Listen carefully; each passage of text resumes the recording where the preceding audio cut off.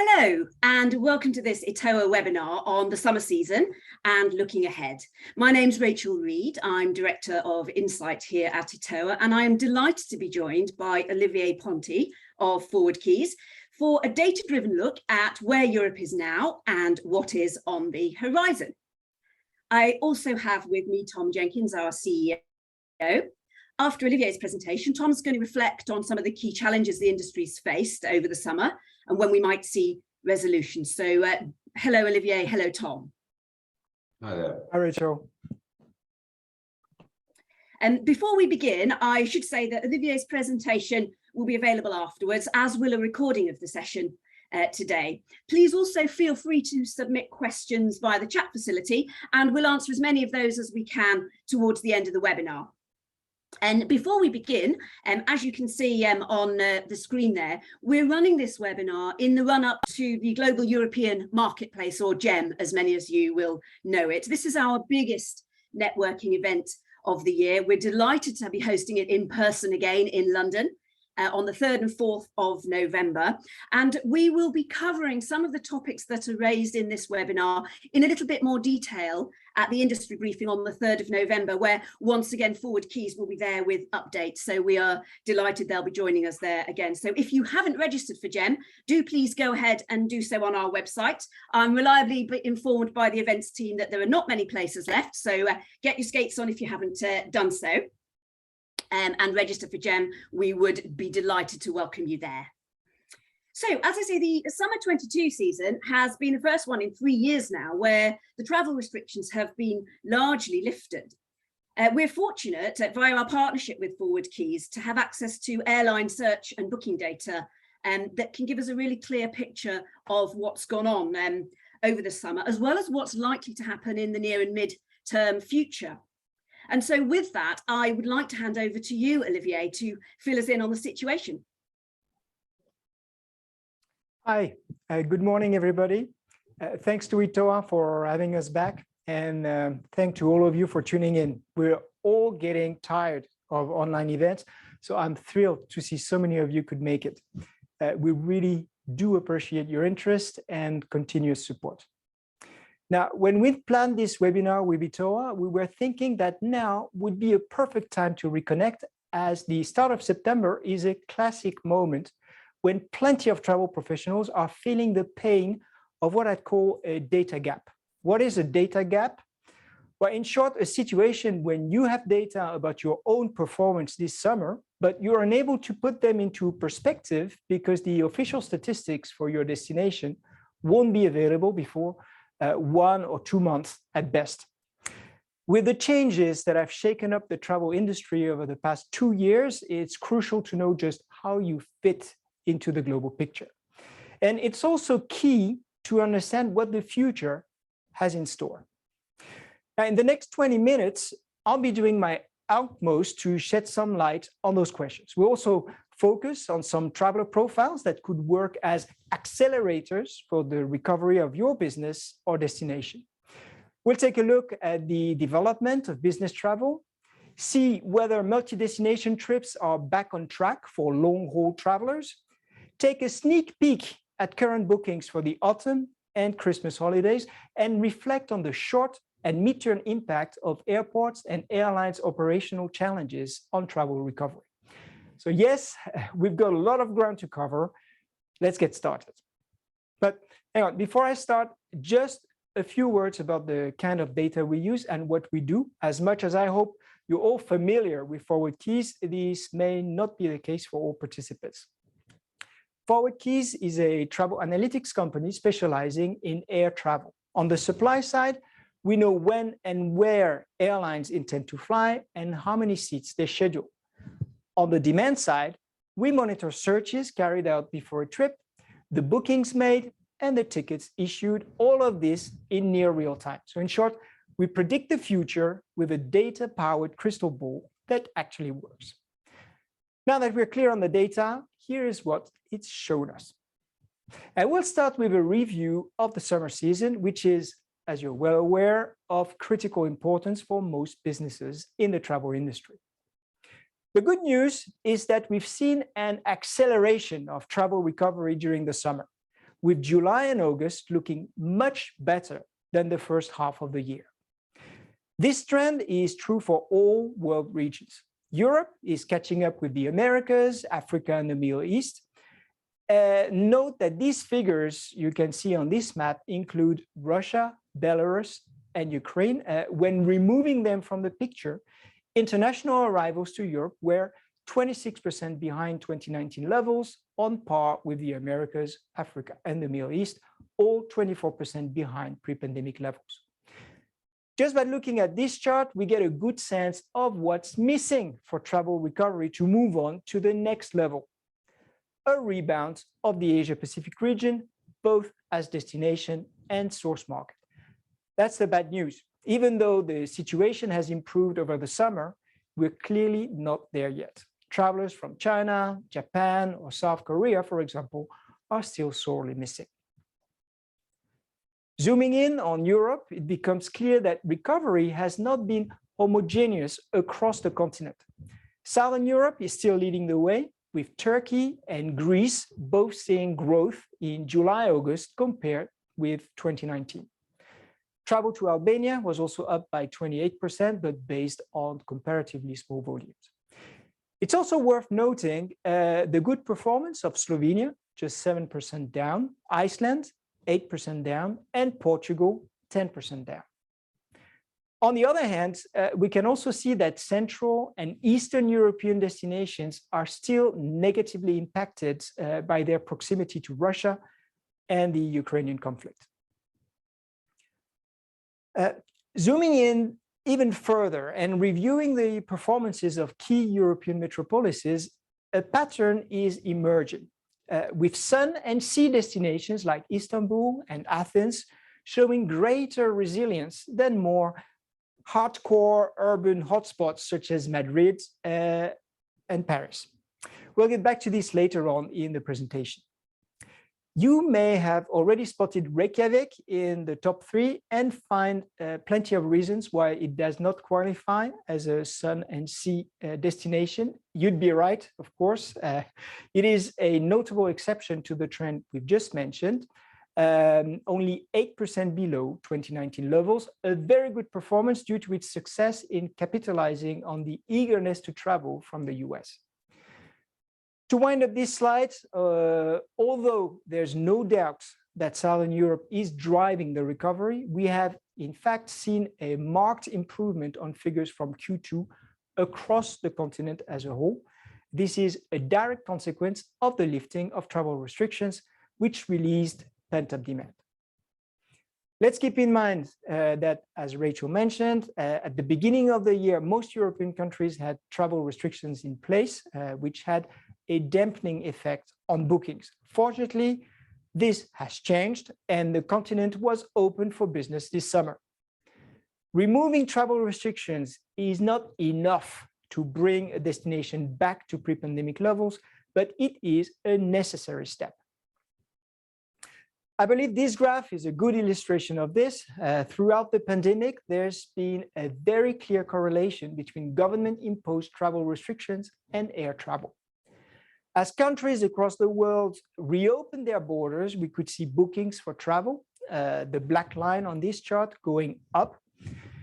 There was a dip at the end of 2021 and beginning of 22 due to the discovery of the Omicron variant, which triggered a wave of new travel restrictions, and then bookings went up again until we reached the month of June. And this is when we can see a disconnect between travel restrictions being removed and new tickets being issued. The reason? Well, it was all over the news this summer: massive flight cancellations and scenes of chaos at airports, which severely damaged consumer confidence. London provides a good example of this trend. The blue line on this chart shows the increase in Google searches related to flight cancellations and delays. It is a great proxy for monitoring air travelers' anxiety. It goes up around Easter and peaks early summer. While consumers are getting nervous about cancellations and delays, new bookings start to slow down until we reach the end of August. By this time, anxiety has decreased significantly and bookings pick up again. We've repeated this analysis with several destinations and found similar results, which suggests that bad publicity is bad for business. Looking back at the past few months, it is not surprising that air cancellations met the headlines. Close to 10 million seats were cancelled, many of them at the peak of the summer season. British Airways, Eurowing, Lufthansa, KLM, and EasyJet all proceeded to massive cancellations, which impacted on the travel plans of millions of passengers, particularly in the Netherlands, Germany, and the UK. This said, to put things in context, one should keep in mind that these cancellations represented a decrease of only 6% of intra-European seat capacity. This is why, in spite of the chaos, air travel kept afloat during the summer. Besides, long-haul capacity has been much less affected, as the numbers of seats on intercontinental flights was only reduced by 1% between July and August. Our estimate at ForwardKeys is that had there been no disruption, the recovery in intra-European flight bookings would have been 5 percentage points higher. For instance, this means that international arrivals to the Netherlands would have been 25% behind 2019 instead of 30% behind. This is a lost opportunity for many businesses across the travel ecosystem and a real pity after 2 years of COVID disruptions. I had promised we would get back to the difference between urban and sun and beach destinations, and now is a good moment to do it. As we're all aware, urban tourism suffered a lot during the pandemic when no one felt like visiting crowded museums and walking shoulder to shoulder with strangers in narrow streets. The fact is that urban tourism, in orange on this chart, is still lagging behind sun and beach destinations. But it's clearly coming back, and this is going to drive sales at museums and cultural attractions. Looking at the most resilient European destinations in July and August, and this time not just the large metropolises, we can see that the ones which we could label sun and sea are trusting the upper parts of the ranking. There are 3 Greek destinations in the top 5, and we've decided to focus on Athens to give a sense of the dynamics supporting travel recovery in this city. The first point to notice is that intra-regional travel is recovering faster than long haul, at minus 5% against minus 10% for long haul. Some markets are growing strongly compared with 2019. This is the case for the UK and Germany. Similarly, the long haul segment holds some good surprises, with North American source markets strongly on the rise. American travelers are up by 24% compared with pre-pandemic levels, and Canada by 9%. This is a great business opportunity. But let's talk some more about opportunities. With the example of Athens, we've just seen how both regional and long-haul markets could make a comeback. In fact, this is something we expect to see happening across Europe in the coming months. As you can clearly visualize on this chart, long-haul travel has finally caught up with regional travel towards the end of the summer. Bookings for both segments are evolving in parallel until the end of the year. I'll get back to the peaks you can already spot during the autumn and Christmas holidays later. For now, I'd like to talk about one long-haul market which has really been the engine of travel recovery worldwide, thanks to its large volume and dynamism: the US. The US has been Europe's most recovered long-haul market this summer, with bookings just 5% below pre-pandemic levels. As you will observe on this table, Southern European destinations have reaped the benefits of the Americans' lust for travel, with Istanbul, Lisbon, Naples, and Athens all growing compared with 2019. And you may be surprised to see Edinburgh join this list of sunny destinations. And yet here it is, thanks to its capacity to attract high-end US travelers lured by its exclusive whiskey experiences, golf courses, and rich heritage. The fact of the matter is that on the US market, luxury travel is coming back with a vengeance. Last summer, premium travelers heading off from the US to Europe surpassed 2019 levels by no less than 18%. This is a spectacular increase. By comparison, the economy segment was still 8% behind pre-COVID levels. Here, I should probably add that by premium travelers, we mean passengers flying at the front of the plane. One factor accounting for the vitality of US to Europe travel is the very favorable euro to dollar exchange rate. As displayed on this chart, new bookings in blue increase when Europe gets cheaper, the yellow line showing the euro to dollar exchange rate. Not only do Americans come back to Europe, but they also experience the old continent in ways very similar to pre-COVID times. By this, I mean that they have taken back to visiting several destinations during one stay. Last summer, 32% of US travelers visited 2 destinations or more during their stay, which is exactly the same as in 2019 and in stark contrast to 2021. This suggests that the fear of being trapped by changing travel restrictions has decreased, and that Americans generally feel more confident about crossing multiple borders during their stay. This is a key takeaway because it means that collaboration between destinations can once again generate business opportunities. Let's move on and travel southward from the US to Latin America, where some exciting trends can be seen, especially on the premium segment. If, like me, you've noticed many affluent travelers from Latin America while vacationing in Europe this summer, no, you were not an isolated case. Compared with 2019, the share of premium travelers from LATAM heading off to Europe has increased from 10% to 16%. We've seen a spectacular increase in numbers of travelers from Colombia, Argentina, Mexico, and Brazil, who all registered a double-digit growth compared with pre-pandemic. That's not bad, but wait, it's going to get even better. Here's why. Not only are premium passengers from LATAM traveling more, but they also stay longer and therefore spend more money at the destination. This is all very clear with the example of travelers from Argentina. We've seen that there were 32% more of them during the summer, and now we can see the share of premium travelers visiting Europe within the framework of a long stay has increased by 16 percentage points.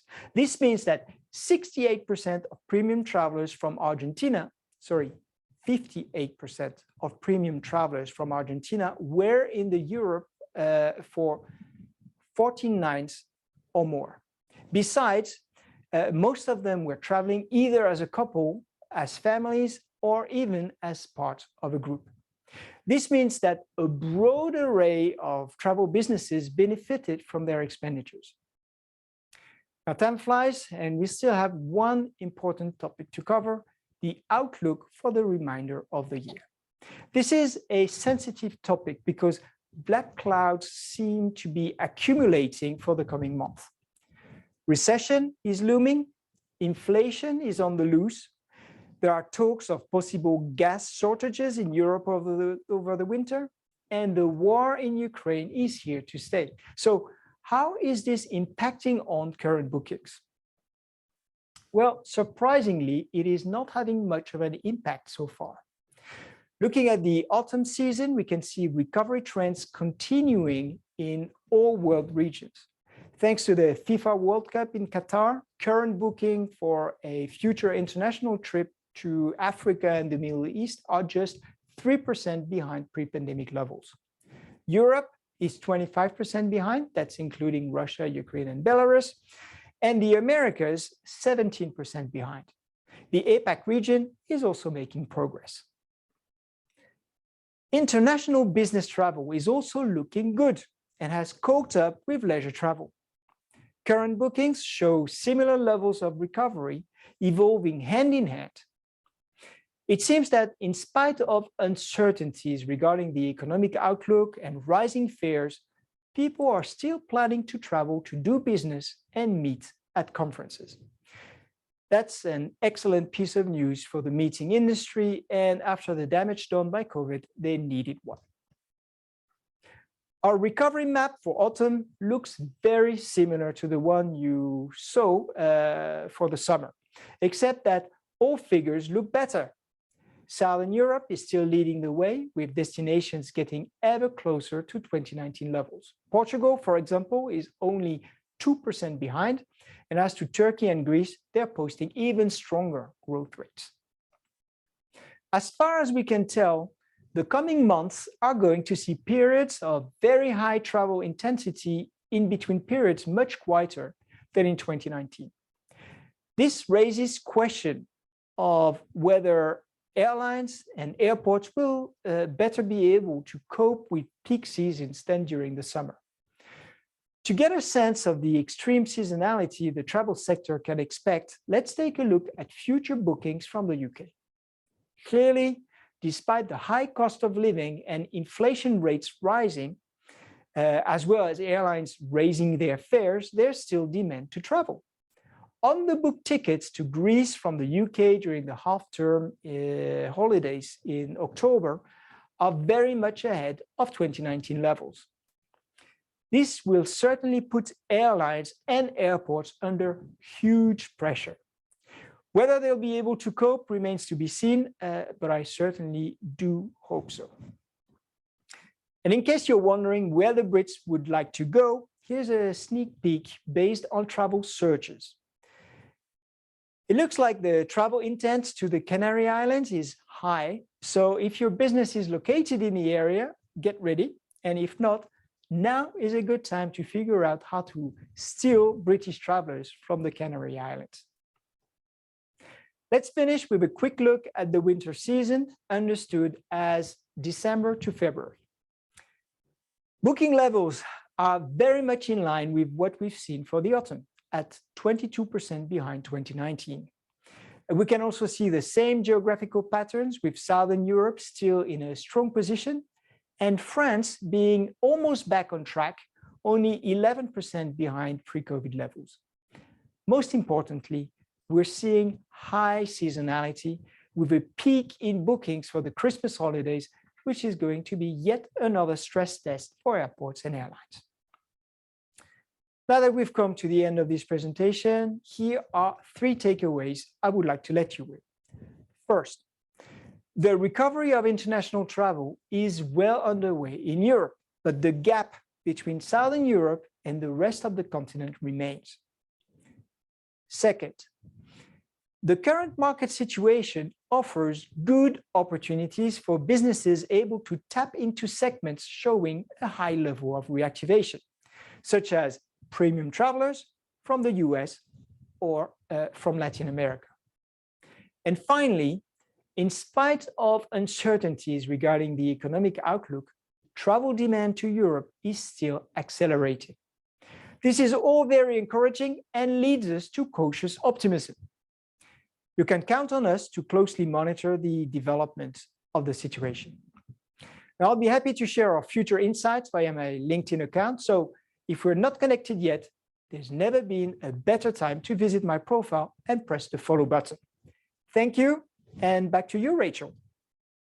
Olivier, thank you so much. It is a refreshing and welcome change to see such an encouraging picture finally for our industry. Of course, it's not without its problems, as you've alluded to in your presentation. And so I would like to invite Tom to share some of your reflections, Tom, and perhaps some of your experiences on the issues I know you've been involved. And just before you do, Tom, I'd like to remind everybody, please do submit questions via the chat facility, because once Tom and Olivier finish their conversation, we will move over to some of your questions. Tom. Indeed. Thank you, Rachel, and thank you so much, Olivier. Really, I've got a few questions for you, if that's possible, or I have 2 coming up.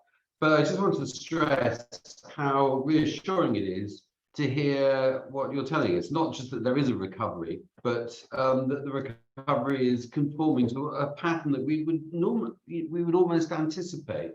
I say this is unusual because all predictions and all assumptions have been eviscerated over the last 24 to 36 months. We're just used to any prediction being rendered useless almost. And some of the things that you're saying, even the bad news, is actually quite reassuring. It's good to hear that bad publicity is bad for business, because good publicity has not been any good for business at all. The inverse has not been true on any level. And it's also quite reassuring to hear that the dollar strength is starting to drive demand again. This is like an old pattern that we're quite happy to see reoccurring. It's also, I think, expected to hear, and it's not entirely good news for ETOA, but it's expected, we would anticipate hearing that beach holidays, in effect, the huge pull that Southern Europe has for Northern Europe during the summer, that this has been driving a lot of the recovery, because those people who want to have beach holidays really need them in a way that urban visitors don't have the same kind of imperative. So much of what you're saying is not just interesting, but hugely reassuring. So this is great news. There are two big questions I've got for you, really. The first one is the on one level surprising underperformance of the UK in this area, and I'd be interested to know why. I mean, you know, London is missing from the most resilient cities, and we would normally assume that London, being reasonably dynamic as a destination and as a city, would appear as one of the most resilient cities. And also the UK as a whole is consistently underperforming the other destinations in Western and Northern Europe. And I was just wondering if you can think of any reasons, or there is any if there's any method behind this this observation.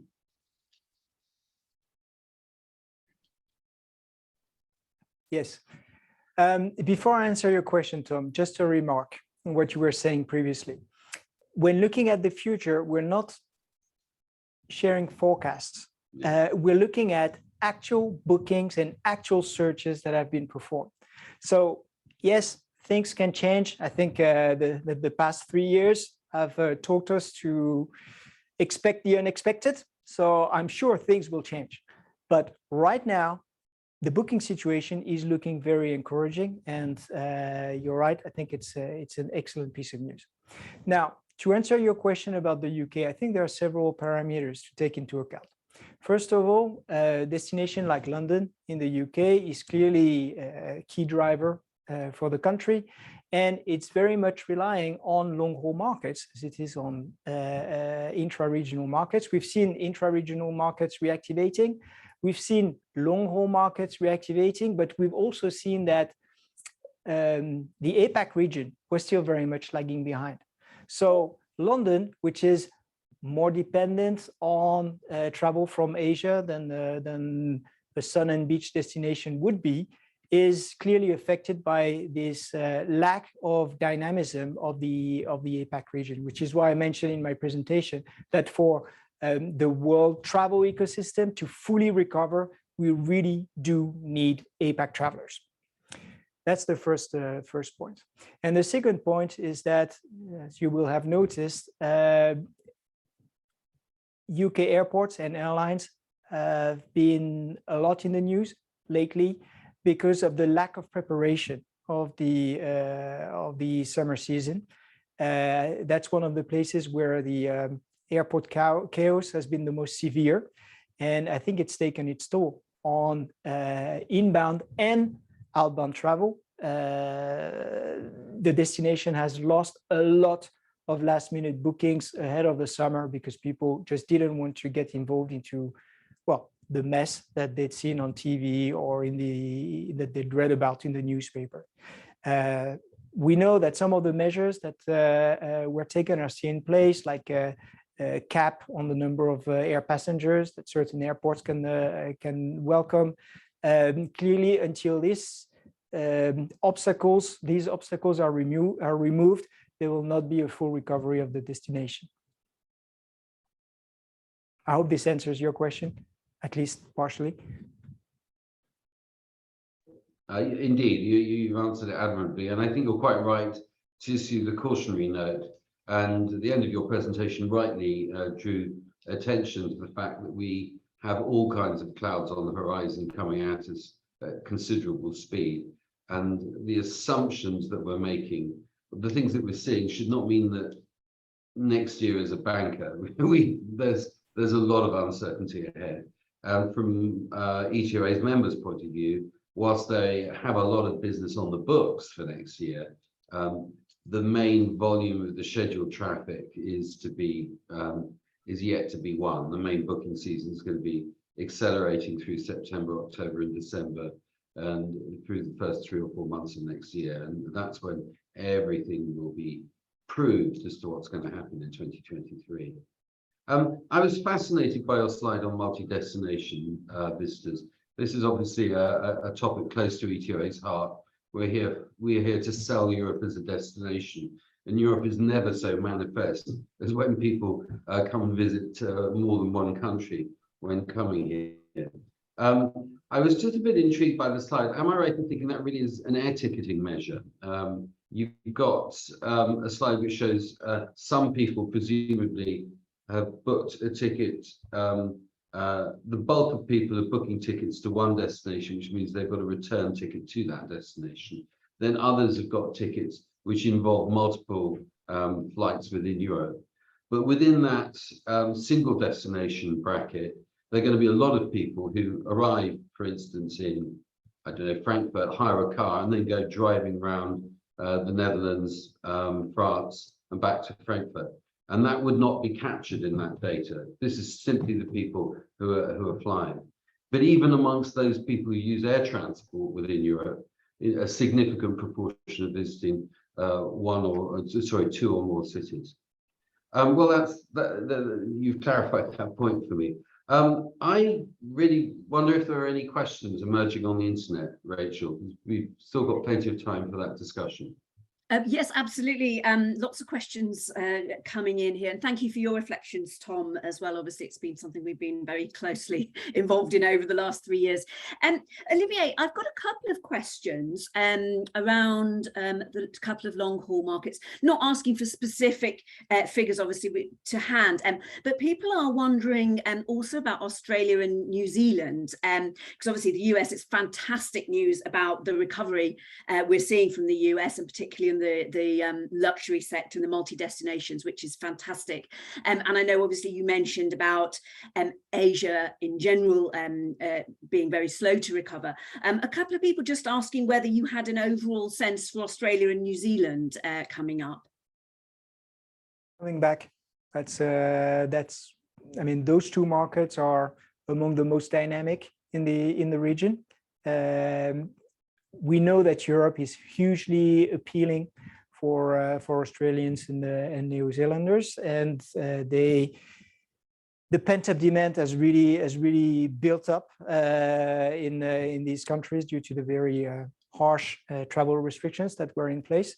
So we're seeing a reactivation of this market. That's pretty clear. It was really interesting to see during the pandemic that when a destination would lift travel restrictions, if that destination was based in APAC or in other parts of the world, it was very much the same pattern. But we could really see people starting flying. So when Singapore, for example, started implementing those fast lanes, or fast COVID lanes, or I forgot how they were named, we could see a spike in travel from Singapore to Europe, Germany in particular, if I remember well. So we all hope that as travel restrictions are being progressively lifted in the region, we'll see a similar pattern emerging, and that this will feed long-haul tourism and then the travel industry across the continent. So I'm quite hopeful about this. Thank you, Olivier. And the big question is, of course, well, there are two. Japan. Japan is looking very encouraging. So really hoping to see positive developments there in the coming weeks or months. China is definitely going to take more time. Thank you. Yes, indeed. And in fact, there was a question around China, around the expectations of China reopening towards the end of 2022, possibly. And just wondering whether you had any booking sentiment idea around that, Chinese searches, etc. I suppose people were just asking whether you think that that's something we can see this year or more likely next year. Well, my take on this is that the reopening of China is not going to happen before the end of this year. For me, it's pretty clear, but I hope I'm wrong. As regards to the appetite for travel from Chinese would-be travelers or Chinese people, we know it's there. We know it's there because of the dynamism of domestic travel. We've seen it coming back over and over again to pre-pandemic levels or above pre-pandemic levels, but we've also seen that the lockdowns that the Chinese authorities put in place had a devastating effect on travel recovery and on domestic the domestic market. So we're quite confident that people are not afraid to fly and that they want to travel. So I think that when they will be allowed to leave the country, they will, and this will strongly reactivate the world travel ecosystem. Let's keep in mind that we're in a situation now when we're missing key markets in Asia. We're also missing Russia, which was an important market for some key operators and key destinations, and yet we're seeing this recovery continuing in spite of the lack of those key visitors and the economic difficulties that are looming. And I mean, the inflation is already hurting people's disposable income, and yet they're booking. To me, it really came as a surprise to see after the summer the spike in bookings, especially on the business segment. But it's there. And that's very, very encouraging. Yeah, and actually, just before we go to another question from the audience there, Olivier, actually, that's something that I was interested in on your presentation, where you showed the increase in premium bookings, passengers at the front of the plane, as you were saying. And I wondered, really linked to what you've just said, whether that is a short-term trend. Is it because people have got pent-up savings because they haven't been for a couple of years? They're like, well, I haven't been, I'll spend on a nicer trip because I haven't spent for the last 3 years. Or is it people are now placing a higher value on their experience because it's been taken away for a while and it now carries more value? Or is it something you think we will see long-term, or is it really just a short-term because people have had some spare travel funds? I think it's here to stay, at least for a while. There's a significant share of the population with high income and a strong appetite to travel, and the number of destinations available to those travelers is still limited. This is a key advantage for destinations which are open. So I think there's a good card to play here, a great opportunity. We've talked about tickets being issued, people booking air travel, but we hear from our clients that on the spend side, they can also see some really interesting developments with people spending even more on average than they were in the past when being on the road.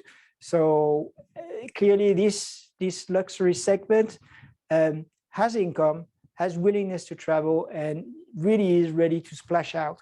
And they've been doing this for 2 years already. I mean, 2 years, no, since last year, and including 2022. So it's here to stay, at least for a while. Plus, when we see these I wouldn't call them new markets for Europe, but those markets from Latin America being so dynamic. I'm thinking of Colombia, for example. We saw it, and we talked about Argentina, but Colombia is also a very dynamic market. It's feeding other countries in South America, and it's also feeding Europe. Very popular both as a source market and a destination, well, that's definitely a source market to keep an eye on, and I would advise travel professionals in Europe to keep a close eye on what's happening in Latin America, because there are good business opportunities. Indeed. Thank you, Olivier. I've got a question here, which I think is a very interesting one, from one of our delegates saying, do you think perhaps we haven't yet seen the full impact of the energy rate rises, in terms of, obviously people haven't had their winter fuel bills yet, and there's a bit of uncertainty around how that might pan out in terms of costs in all the different markets. And I'm also, sure of that. Yes, on our own industry, thinking about, you know, hotels and their rate rises and airports, etc. Do you think there's any way we can say anything about that yet, or is it too early, or what's your sense on that? Well, clearly energy prices are fueling inflation, and this is hurting people's disposable income. I can't imagine that this can last forever. People still booking and having less disposable income. At some stage, there will be a link between the two. We've seen airlines rising fares quite significantly. I think the rest of the travel sector is going to follow suit.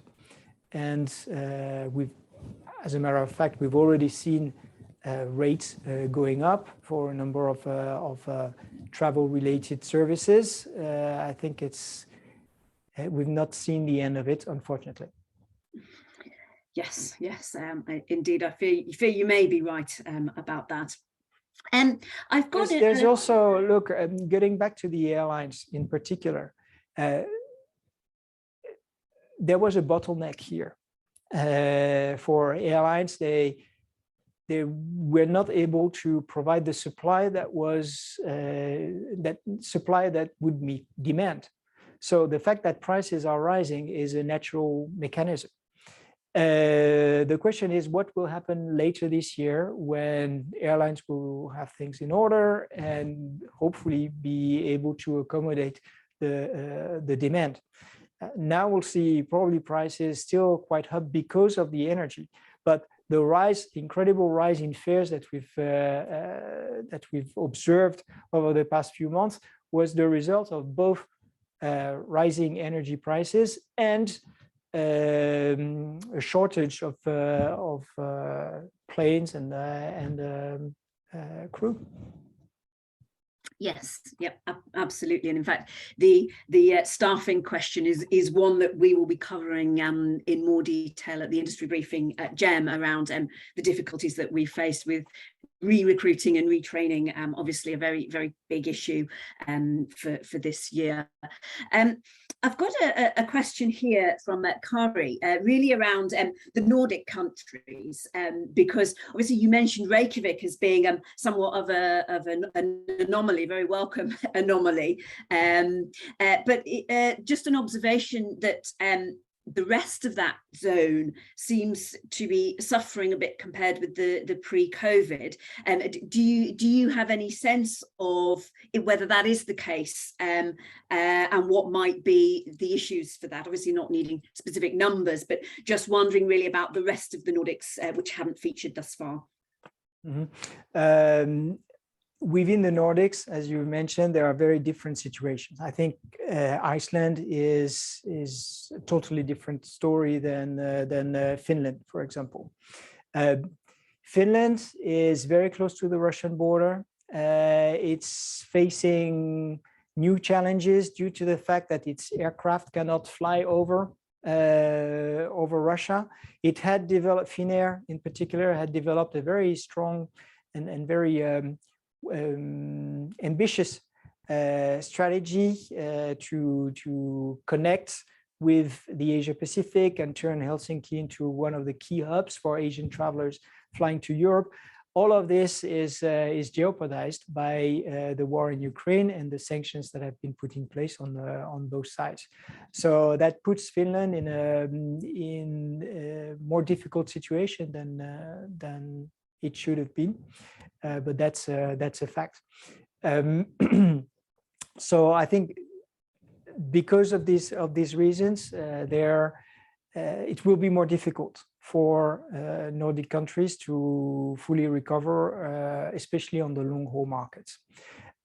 Then we should keep in mind that the winter season is typically a very interesting season for those destinations as well, and very appealing for many travelers from Europe, but from the rest of the world, who want to see the Northern Lights, visit Rovaniemi and the like. So I mean, from what we could see in the data, I haven't looked at Sweden or Finland in particular, but I recently looked at Norway, northern Norway, and could see that there was demand for these destinations over the winter.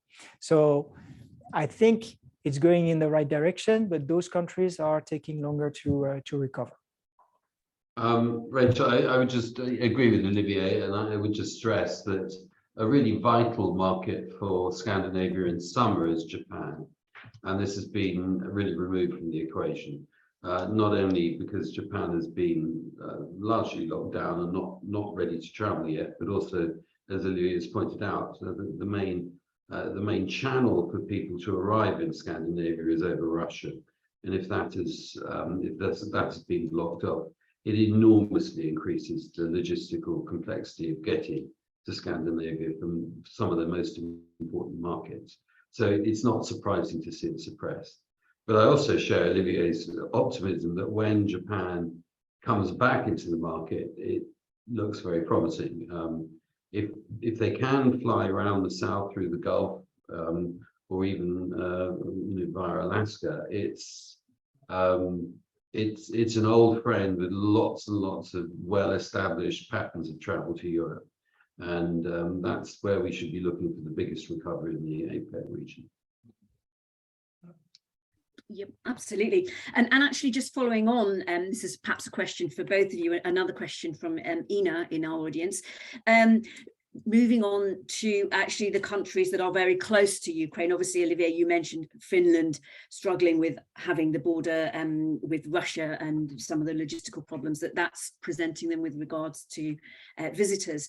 I imagine we are seeing even more magnified for those countries that border Ukraine, and really whether there's anything we can say about demand at the moment for those, and what we can expect for them this year and next. I don't know if there's really any. Well, it's been a difficult situation for countries like Poland, Hungary, and Bulgaria, destinations very close to the zone of conflict.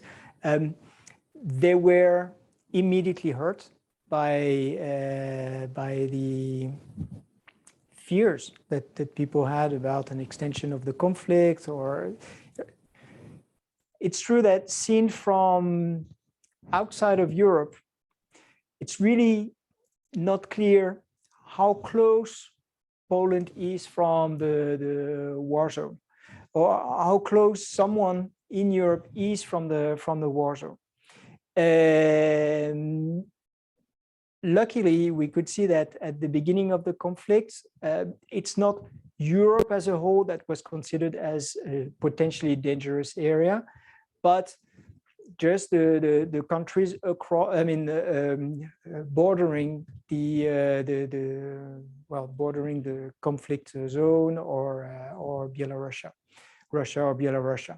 So the perception from the get-go was not Europe is at war, but it was Eastern Europe being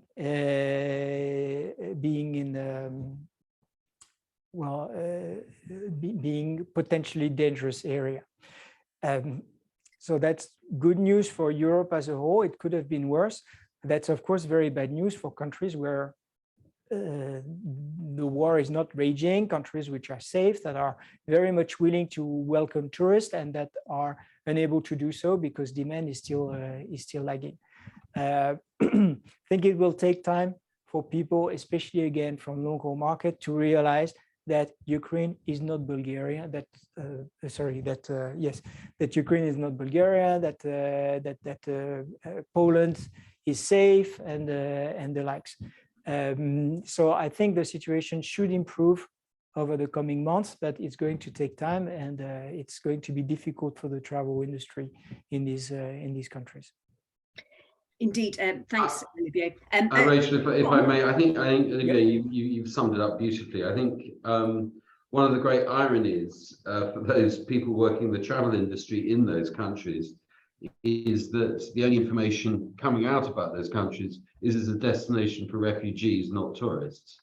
And morally, of course, the worst thing you can do to those people is to encourage people not to go there. Morally, you should be visiting those countries because their tourism industry is not being sustained by the refugee crisis. But unfortunately, tourism demand is not driven by morals. It's driven by different sentiments. And I think you're quite right. It's going to take some time for them to recover. But a lot of these destinations, sorry, Olivier, you're about to say something. Please go ahead. No, I was just merely saying that in the long distance, and we're looking at the long distance, if you look at what's happened in the Balkan region, for instance, the Balkan War, horrific though it was, actually placed a lot of those countries on the map of people's minds, and they are now tourism destinations. And I think in 5-10 years' time, and we're looking at a long period with peace, and peace is central to tourism. We will see a recovery, and a stronger recovery than we experienced before, I'm sure. Indeed. I wanted to add that the flip side of this is that the energy crisis, which we know is looming, is probably add another layer of anxiety, and that's probably going to delay even further recovery in these in Eastern European destinations. Absolutely. Now we're coming into the last few minutes of our session. There are a final couple of questions from the audience. Perhaps if I could come to you first, Tom, on this one on 2023. People just asking, is it too early to look at 2023? Do we have any kind of indication about what it would be like? So coming to you first, Tom. Well, it's not too early to look at 2023 because, goodness gracious me, our members are planning 2024 at the moment. So they've got to look at 2023 is more than passing concern. I think the thing to say is that we've obviously got big problems on the horizon. Inflation is not good news, but and we don't know what's going to be happening with any further evolutions of the coronavirus crisis, and we don't know what's going to be happening with the land war in Europe. I think if I was to devise a perfect nightmare scenario for tourism, it might contain those three elements. But there's a lot to be optimistic about, and Olivier has done a very good summary of why we should be heartened at the current situation. There is one phenomenon to be aware of, though, and you did mention this, Olivier. I would just like to stress it, which is that there is a lot of pent-up demand being expressed in current figures for 2022. People not only have not been allowed to travel for 2 years, but many people had placed bookings in advance for 2020, and which was going to make 2020 the biggest year for incoming tourism for Europe on record. And that didn't take place, and it was just stalled. Many destinations, particularly in North America, many origin markets, particularly in North America, issued tour credits. They didn't issue refunds. And so there were a lot of people with hypothecated money to spend that had to be spent in Europe. And these bookings were placed after April, when the restrictions were lifted. And unsurprisingly, we're going to see a very, very full September and October in Europe. So full, in fact, that some of these bookings have been placed in 2023. And if you ring up operators, and this came out very clearly in our North American webinar, you talk to many operators about what their 2023 bookings look like at the moment. They look very good. But that's mainly due to the fact that they still have tour credits carried over from 2020. Now, there are people that say, well, look, Tom, this is just, this is a sugar rush. This is a phantom. This isn't real demand. This is people just expressing a desire that they had 3 years ago that they have to deliver now. I kind of buy that, but I also think that if you want a recovery, what you need for a recovery is people. And the best thing we can do to start building back to 100% of where we were in 2019 and 2018 is actually to have foreign visitors coming to Europe, going through Europe, spending money and enjoying themselves, and going back to the origin market and telling everybody what a good time they had. That's a crucial element in the recovery, and we've almost been gifted that element by the tour credits that are coming through the system at the moment. All the other caveats that Olivier has placed on predictions for next year, of course, hold true. But I think we should be confident. All the signs, are not great, but with a strong dollar, that's an enormously powerful impulse for people to travel from North America over to Europe. But Olivier, that's I've said enough. I'd like to hear your twist on it.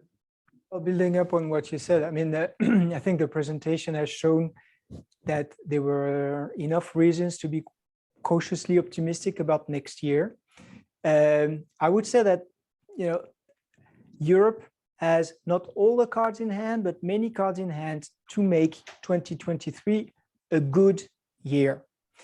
But the travel industry needs to play those cards wisely. That means not spilling opportunities. And that means being ready in terms of staff, training of this staff to deliver to the guests the experiences that they deserve and that they expect from a destination like Europe. That's one. And then I think it's really time for many travel businesses to be smart. The situation is going to remain unstable, and with things changing fast, new markets reopening. I really do think that the reopening of Asia is going to happen next year, or even earlier than that, and this will create many new opportunities. But that requires businesses to be agile, to adapt to an ever-changing situation. And I think, well, preaching for my own church here, but I think that this requires good data, and this requires the right tools to know how the situation is changing, what to expect in the future, and to be organized in such a way that you can use this market intelligence to quickly pivot and seize opportunities as soon as they arise. I think there's good business to be made next year, but it's not going to be easy. It will require travel businesses to be at the top of their game. Absolutely. Now, just before we wrap up, there are a few remaining questions that we haven't been able to cover because they are about more specific detail about individual markets and destinations. So I would mention that ForwardKeys will be joining us again on the 27th of September for precisely that, for a look at their destination gateway tool, which is the tool that gives all of this information. So do please join that webinar. If you do join, I understand that ForwardKeys will give you a free 2-week trial of the tool afterwards as well. But even if you don't want the trial, you can also join for some more insights about more specific markets and destinations. So do please join us on the 27th, register on our website for that. So just before we go, it remains to say that we will send you out a copy of this session, and it will also be available on our Insight Hub. If you haven't visited the Insight Hub, do have a look, etoa.org/insight, and there you can find lots of different reports and statistics, all with summaries, and you can download the full reports as well. So do please have a look at that. So it remains for me to thank Olivier very much, as usual, for a fantastic set of insights, and also to Tom for your take on the situation. So thank you both very much for joining us, and I wish everybody a pleasant day. Goodbye. Thank you very much. Goodbye.